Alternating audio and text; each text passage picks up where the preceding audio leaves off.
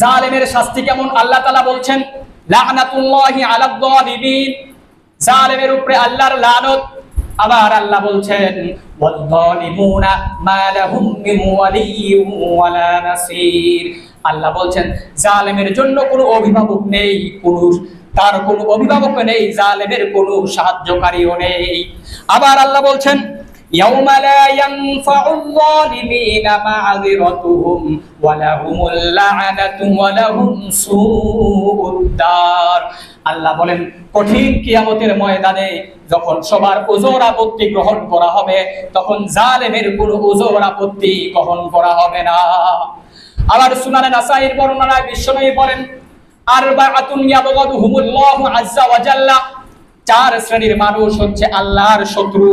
এক নাম্বার আল বাইয়াউল হাল্লাফ, কসমকারী বিক্রেতা, যে কোথায় কোথায় আল্লাহর কসম করে মাল বিক্রি করে, আমার এই মাল খুব ভালো, আল্লাহর কসম করে বলছি কোনো ভেজাল নাই, আপনি নিয়ে যান। এই ধরনের বিক্রেতা হচ্ছে আল্লাহর শত্রু।